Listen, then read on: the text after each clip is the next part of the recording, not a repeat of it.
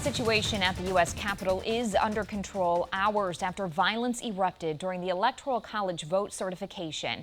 What we know now, a curfew is in effect for the entire D.C. area, and the National Guard is assisting law enforcement in enforcing that. A woman is dead after she was shot inside the Capitol. We are still working to find out more about her. Congress says they intend to finish the certification tonight.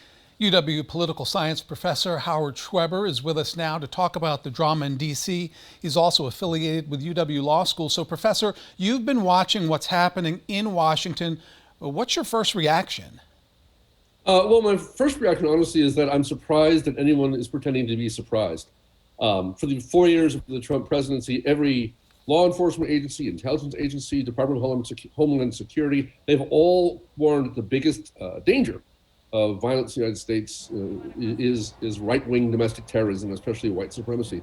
So the presence of Confederate flags among the rioters, or if not, or we might even refer to them as domestic terrorists, whom we saw breaking into the Congress building, should have been no surprise at all.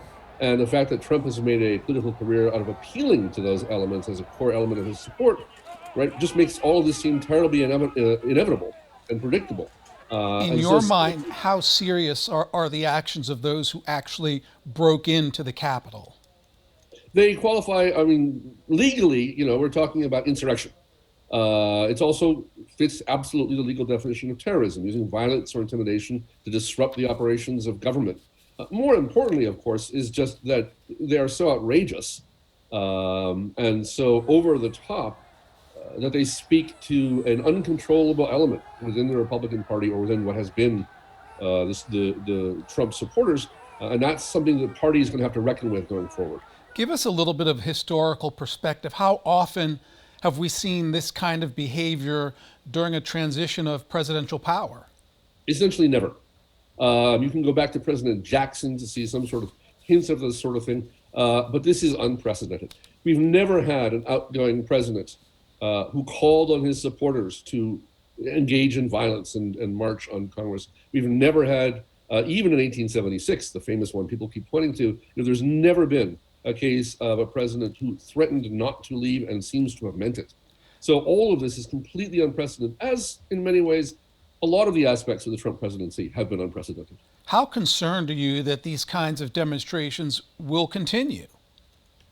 I think probably I think the demonstrations will continue, but I think one of the effects is likely to be a loss of support among Republicans for Trump and for challenging the election. I've already heard of some Republican members of Congress talking about withdrawing their support for challenging certification. And the fact that Congress is apparently talking about completing certification tonight suggests that a lot of members have lost their stomach for being associated with these elements, the rioters.